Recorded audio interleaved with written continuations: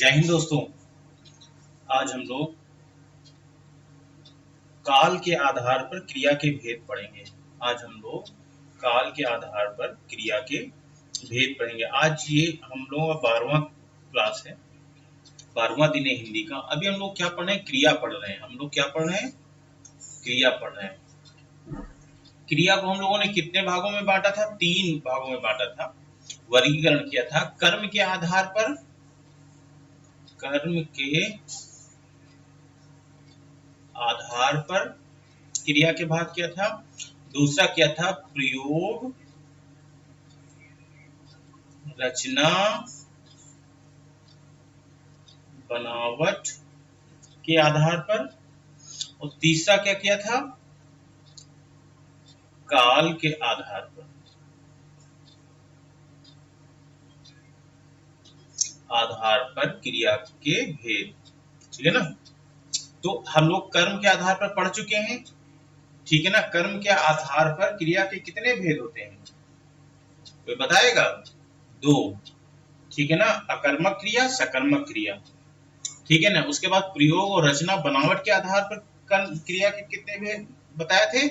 8 भेद, ठीक है ना। सामान्य क्रिया, पूर्वकालिक क्रिया, ऋणार्थक क्रिया, नामधातु क्रिया, कृदंत क्रिया, संयुक्त क्रिया, सजातीय क्रिया और सहायक क्रिया, ठीक है ना।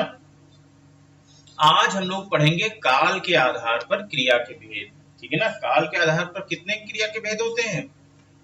3 होते हैं। चलिए आज इसमें काल के आधार पर क्रिया के भेद हम लोग समझेंगे अच्छे से।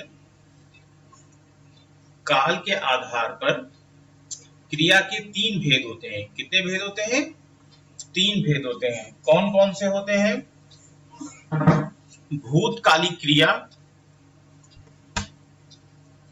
वर्तमानकालिक क्रिया और भविष्यकालिक क्रिया।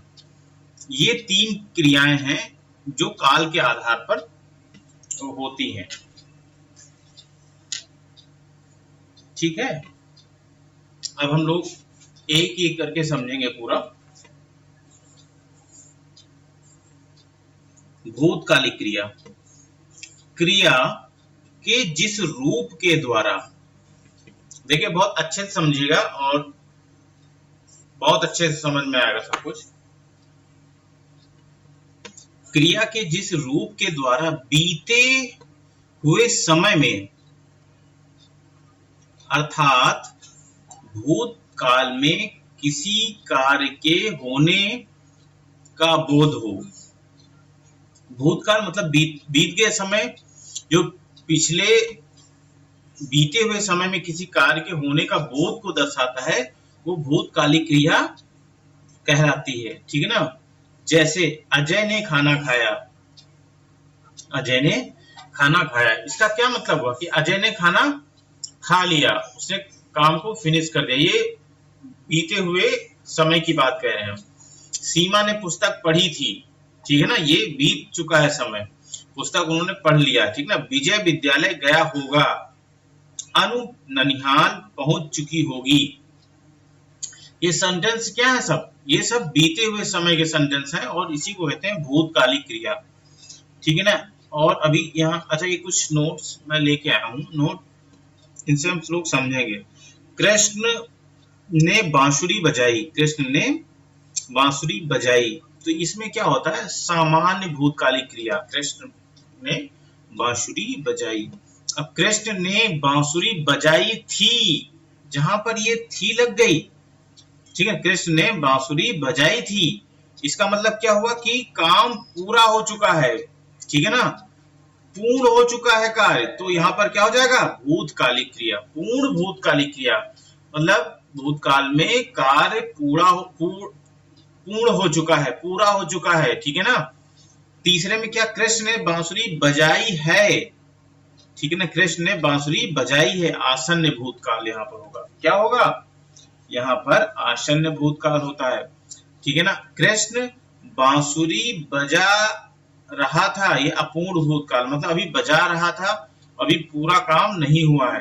कृष्ण बांसुरी बजाई होगी, मतलब हो सकता है उन्होंने, कृष्ण ने बांसुरी बजाई होगी, तो यहाँ संदिग्ध भूतकाल में, ठीक है ना।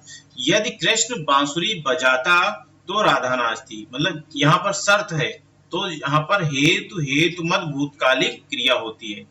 ठीक है ना, ये एक जगह पर मैंने सभी को लेके आया था, अभी ये एक एक करके मैं सब पढ़ाऊंगा और बहुत अच्छे से समझ में आएगा। ठीक है ना, अभी देखिए ये क्या होता है कि भूतकालिक क्रिया के कितने भेद होते हैं, तो 6 भेद होते हैं। ठीक है ना, इंपॉर्टेंट है, कई बार पूछा जा चुका है। भूतकालिक क्रिया के कितने भेद होते हैं, 6 भेद होते हैं। कौन कौन सा? सामान्य भूतकालिक क्रिया, पूर्ण भूतकालिक क्रिया, अपूर्ण भूतकालिक क्रिया और संदिग्ध भूतकालिक क्रिया, आसन्न भूतकालिक क्रिया और हेतु हेतु मत भूतकालिक क्रिया। एक एक करके हम लोग पढ़ेंगे, एग्जाम्पल के साथ पढ़ेंगे और सब कुछ बहुत अच्छे से समझ में आएगा। यहाँ से आपको भी एक क्वेश्चन मिलेगा यूपी पुलिस वालों को। ठीक है ना, सामान्य भूतकालिक क्रिया, देखो जिस सेंटेंस में, जिस वाक्य में आपको लास्ट में ये मिल जाए, ठीक है ना, क्रिया के साथ, तो वहां पर सामान्य भूतकालिक क्रिया होती है। जैसे क्रिया के जिस रूप के द्वारा बीते हुए समय में, ठीक है, समय बीत चुका है, अर्थात भूतकाल में किसी कार्य के होने की सामान्य स्थिति का बोध हो, सामान्य भूतकालिक क्रिया कहलाती है। ठीक है ना, सामान्य भूतकालिक क्रिया कहलाती है। जैसे महेश घर गया, महेश घर गया मतलब घर जा चुका है, ये एक सामान्य भूतकालिक क्रिया है। सोहन के पिताजी विदेश गए, निहारिका विद्यालय गई, बच्चा आया, तो ये सब क्या है? सामान्य भूतकालिक क्रिया के वाक्य हैं। अब हम लोग क्या पढ़ेंगे? आसन्न भूतकालिक क्रिया। ठीक है ना, आसन्न भूतकालिक क्रिया, देखो इसमें क्या, वाक्य के अंत में बड़ा आ, बड़ी ई, ए प्लस है या है होगा, समझ लेना, वो आसन्न भूतकालिक क्रिया होगी। ठीक है ना, अब देखो क्रिया के जिस रूप के द्वारा बीते हुए समय में, देखो ये सेंटेंस आपको हर किसी में मिलेगा। क्यों मिलेगा? क्योंकि ये एक काल को बता रहा है कि बीते हुए समय में, जो बीत गया समय उसे भूतकालिक बोलेंगे। अर्थात भूतकाल में किसी कार्य के तुरंत, आसन्न, आसन्न का अर्थ तुरंत ही घटित होने का बोध हो, ही घटित होने का बोध हो, आसन्न भूतकालिक क्रिया कहलाता है। बहुत अच्छा है, अभी समझ में आएगा। कुत्ता भौंक रहा है, ठीक है ना, ये भूतकालिक, आसन्न भूतकालिक क्रिया है, मतलब कुत्ता भौंक रहा है। अब कंटिन्यू तो भौंकता नहीं, जैसे भौंका रुक गया तो मतलब अभी तुरंत क्रिया पूरी हुई भौंकने की। ठीक है ना, तो ये कुत्ता भौंक रहा है, तो इससे क्या हो जाएगा? इससे ये आसन्न भूतकालिक क्रिया हो जाएगा। अच्छा, इस कुत्ता शब्द से एक चीज समझ में, देखो कुछ लोग ऐसे लिख देते हैं कुत्ता, और कुछ लोग ऐसे लिखते हैं का कम छोटे मात्रा, और ये ता ऐसे बनता, ठीक है ना, ये ता ऐसे बनाता है। तो इन दोनों में ध्यान रखना, इन दोनों में ये वाला गलत होता है, ये सही, इस तरह लिखा जाता है। जैसे यहाँ पर लिखा है ना, ये सही है, ये गलत है। ठीक है ना, तो देखो कुत्ता भौंक रहा है, इसमें क्या, अभी अभी काम पूरा हुआ है, आसन। मनोज ने खाना खाया है, अभी अभी काम पूरा हुआ है। सीमा ने खिचड़ी पकाई है, अभी भी पकी हुई। संध्या ने पत्र पढ़ा है, अभी भी पढ़ा, ये आसन्न भूतकाल में आता है। मोहिनी ने गाना गाया है, ठीक है ना, बच्चे घर गए हैं, तो ये जहां पर ये बड़ा आ, बड़ी ई, बड़ा आ और के साथ में सहायक क्रिया है लग जाए या है लग जाए, ठीक है ना, तो समझ लेना वहां आसन्न भूतकाल क्रिया है। ठीक है, अब हम लोग नेक्स्ट देखते हैं, पूर्ण भूतकालिक क्रिया। इस शब्द से समझ में आ रहा कि जो भूतकालिक में पूर्ण क्रिया हो चुका, जिसमें बड़ा आ, बड़ी ई, ए, चुका, चुकी, चुके के साथ था, थी, थे आएगा, ये सहायक क्रिया होती है लास्ट में।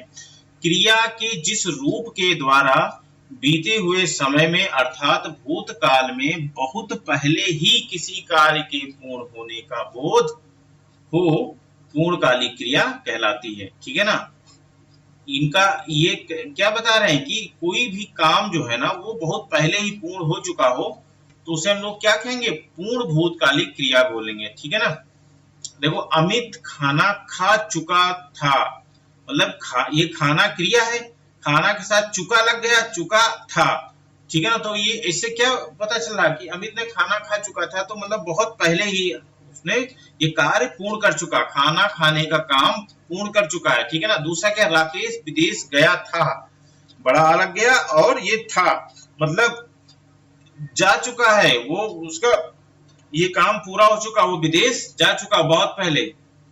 तो इसका जहां पर काम पूर्ण होने को दर्शाता वहां पर पूर्ण भूतकालिक क्रिया होगी। लखनऊ गए थे, ठीक है ना। मोनिका दिल्ली पहुंच चुकी थी। तो इन सेंटेंसों में क्या समझ में आ रहा है कि इन सभी में काम बहुत पहले पूर्ण हो चुका है, तो वहां पर क्या होगा, पूर्ण भूतकालिक क्रिया होगा। ठीक है ना। अब आ जाइए अपूर्ण भूतकालिक क्रिया। ठीक है ना, मतलब अभी काम पूरा नहीं हुआ है। ठीक है ना, जैसे रहा था, रही थी, रहे थे, ये मिलेंगे वाक्य के आखिरी में, तो वहां पर अपूर्ण भूतकालिक क्रिया होगा। ठीक है, ये आप लोगों को एक सेंटेंस जरूर मिलेगा, एक वाक्य मिलता जरूर है, एक मतलब प्रश्न मिलेगा, उसमें कई ऑप्शन होंगे, कई वाक्य होंगे, उसमें पूछेंगे कि निम्नलिखित में से कौन सा अपूर्ण भूतकालिक क्रिया का वाक्य है, तो आप उसमें बताना पड़ेगा। ठीक है, तो इसलिए इसको बहुत ध्यान से पढ़िएगा।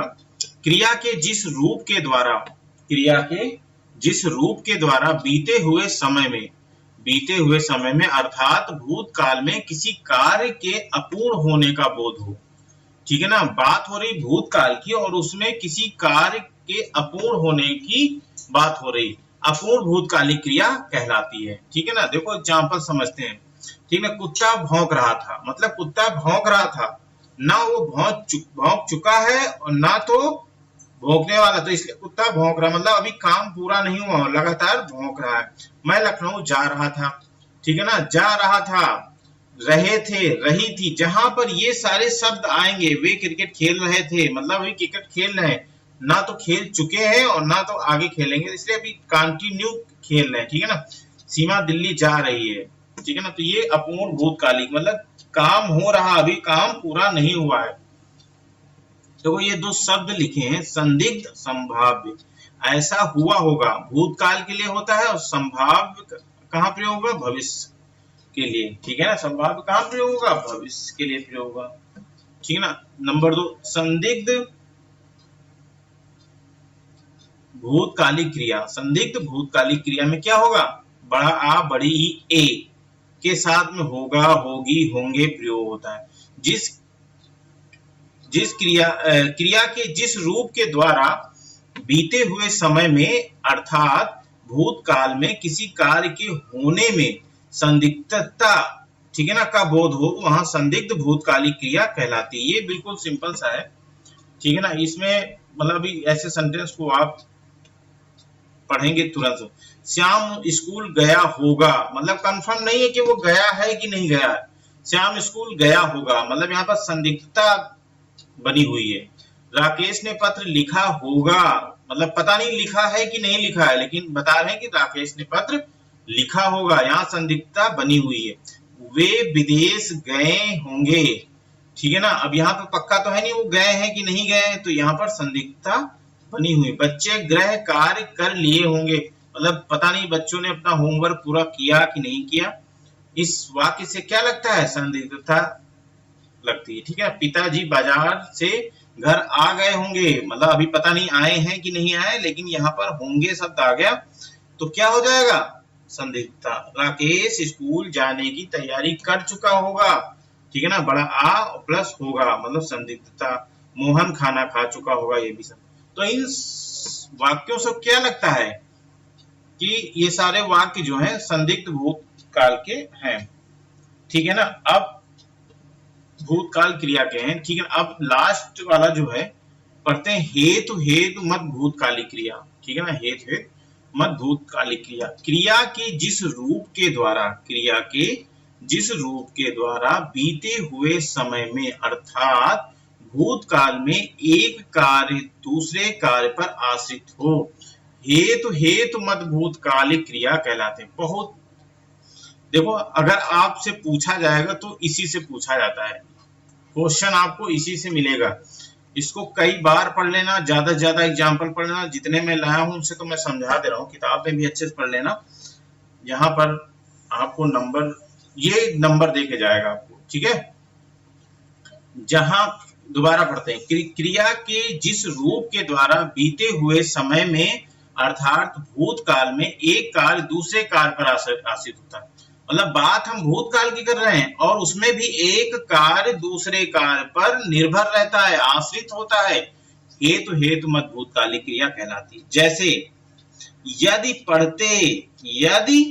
पढ़ते तो सफल होते, ठीक है ना, तो सफल हो जाते, मतलब अगर आप पढ़ते तो सफल हो जाते, मतलब पढ़ने पर ही निर्भर है सफलता, ठीक है। यदि बरसात अच्छी होती तो फसल भी अच्छी होती। अब देखो यहाँ बरसात अच्छी होने पर ही फसल अच्छी होने पर निर्भर कर रहा है। ये इस तरह के क्वेश्चन एग्जाम में मिलेंगे और पक्का आप लोगों को हल करके लाना, वहां पर जरा सा भी लापरवाही नहीं करना। यदि कृष्ण बांसुरी बजाता तो राधा नाचती, ठीक है ना। तो ये एक जो है ना कार्य दूसरे कार्य पर जहां पर निर्भर होता है वहां पर हेतु हेतु मत भूतकालिक क्रिया होती है, ठीक है ना। आज के लिए हम लोग आज ये पढ़ चुके हैं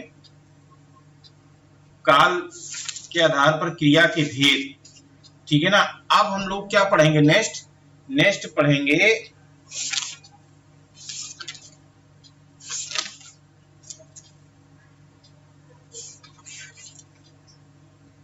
पढ़ेंगे वर्तमान कालिक क्रिया के भेद, ठीक है ना।